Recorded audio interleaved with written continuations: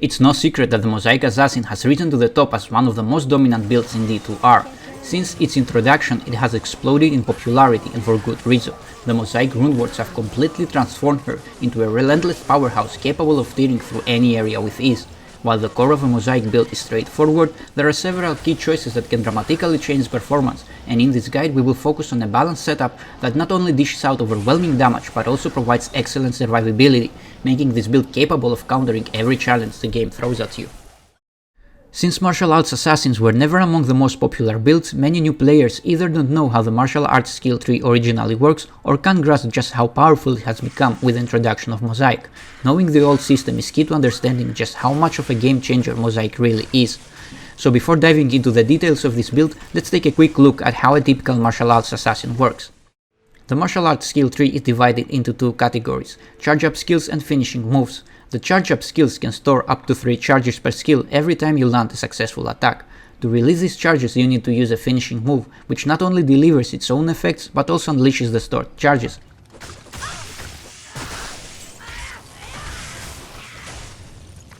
Then came Mosaic, which completely changed the way martial arts was meant to work.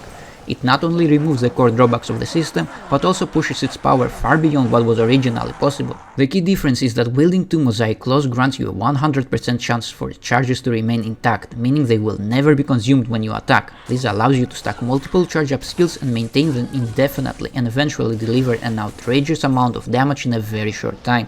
As if that wasn't enough already, the assassin has the perfect finishing move for this setup. Dragon Talon can unleash several incredibly fast hits in rapid succession.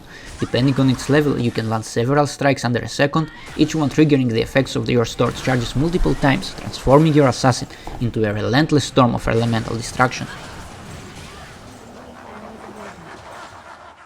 Now that we understand how the martial arts tree works, let's move on to building our assassin.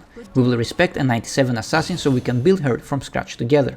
Don't be intimidated by the high level, it's irrelevant, you can create this build perfectly well even at level 80. Starting with the skills, we prioritize maxing Claws of Thunder and Phoenix Strike for their lightning based damage, not only because they offer excellent crowd control and consistent damage, but also because lightning damage scales extremely well with gear and is the easiest element to break immunities without relying on a standard charm.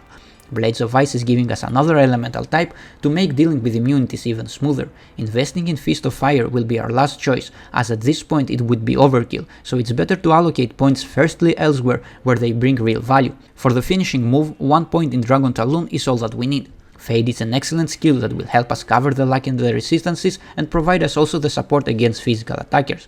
Weapon Block is an excellent defensive skill that should not be neglected. With a few points investment and along the points we will receive from our gear, we can reach 55% block effortless. Now our skill allocation is complete, we can add the rest points into Fist of Fire to use it whenever we feel it's needed depending on the area we want to farm. When it comes to stats, we only need enough strength and dexterity to equip our gear. However, before assigning any points, make sure to place a torch in the nanny to get the bonus stats. The claws are probably going to be your most demanding pieces of gear, so let them be the last piece of gear to equip to make sure you have taken advantage of stats provided by the rest gear. Any remaining points should go to vitality. Regarding the gear now, we will aim for the 102% faster cast rate. Doing so will force us to dedicate multiple guild slots to faster cast rate items, which leaves us with weaker resistances. This is exactly why we choose Fade over Burst of Speed, as the extra resistances and damage reduction covers our weak points. Moreover, going for the highest possible faster cast rate is for a good reason, as Enigma combined with high faster cast rate is one of the most effective setups for speed and performance. Enigma is almost a one-item solution for efficiency. It's the single biggest factor that makes nearly any character competitive in timed runs. The teleport alone is game-changing, but it also offers plus to all skills and damage reduction, both of which are invaluable. Double Mosaic is absolutely mandatory to keep charges lasting forever. Since the rune word is relatively cheap, you should craft in any claw base you can find early on and upgrade later when you can afford better bases.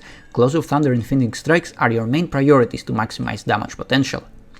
Griffon's Eye is a pure jewel for this build, not just because it supercharges our lightning based skills, but also for the 25 faster cast rate it provides, which is non-negotiable. In a way, this item naturally steers us toward lightning, which is already the assassin's strongest element tree. We can also socket a lightning facet for more damage, a perfect win-win scenario.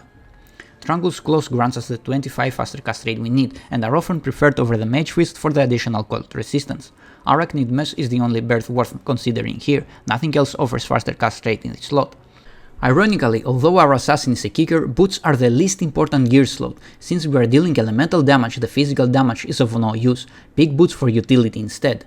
Boots with resistances, such as Natalia's or Aldur's, go riders for crushing blow, or even world travelers for extra magic find.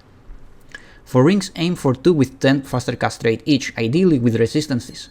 The amulet is perhaps the trickiest slot to optimize the build. The Dream Piece is a crafted amulet with +2 to martial arts and 17 faster cast rate, allowing to hit the 102% breakpoint.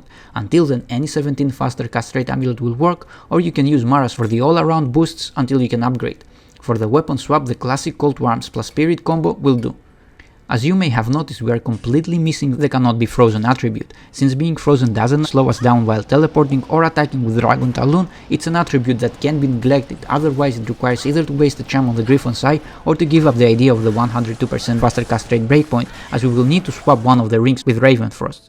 Finally, fill your inventory with as many martial arts skillers as you can fit. The remaining charm slots should be used to fill any gaps in your resistances. If you can keep your resistances maxed or close to it, you can swap in a few small magic find charms. Paired with Enigma and World Travelers, this setup grants nearly 170 magic find, a generous bonus that comes at virtually no cost to your overall performance.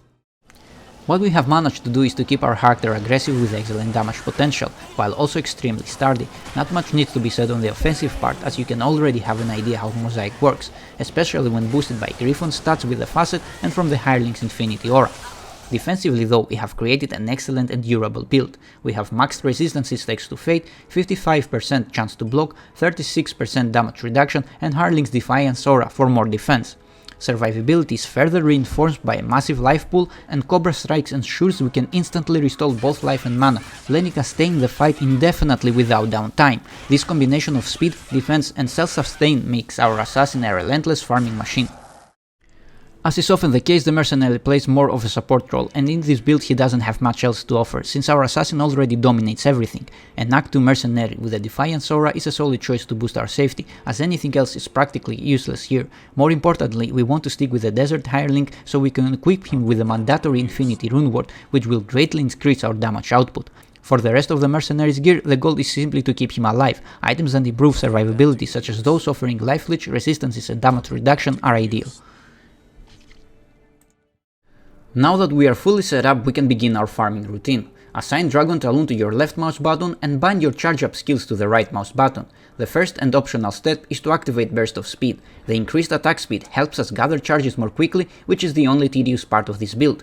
Head to any area you want to farm and start building your charges. What we definitely need is Claws of Thunder and Cobra Strike at maximum charge and Phoenix Strike at the second charge.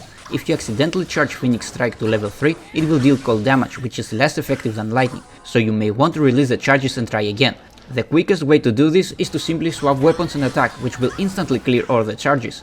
Depending on the area, you can also add Blades of Ice or even Fists of Fire. Usually adding just one more element, such as Blades of Ice, is enough to make slaughtering smoother, especially at player's 8. Once your charges are set, cast Fade, and from that point on you can rely almost entirely on Teleport and Dragon Talon. Since player 1 is trivial for this build, we will demonstrate directly at player's 8. One last note, don't leave your character idle for too long, or your charges will vanish. While attacking doesn't consume them due to the double Mosaic Runewords, they do have a timer, so keep hitting to refresh their timer. Without the need of any Thunder Charm, we avoid their penalties while still being able to farm efficiently in any area, even at player's 8 with ease.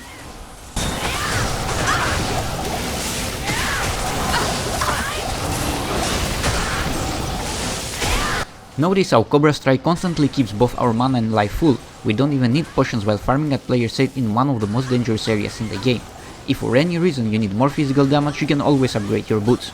The Mosaic Assassin is an incredibly powerful build that even with minimal investment can outperform nearly every other character in the game. It's no surprise that many players consider it overpowered, as nothing else comes close to matching its efficiency and speed. The Mosaic Runewords have completely redefined how martial arts skills function, removing the limitations that once held the build back and enhancing it to a level where it almost feels like you are playing a cheat mode character. Still, it's part of the game now, and that means you can take full advantage of it. Use this build to dramatically cut down your runtimes, dominate high density farming areas, and acquire the items you've been chasing faster than ever before.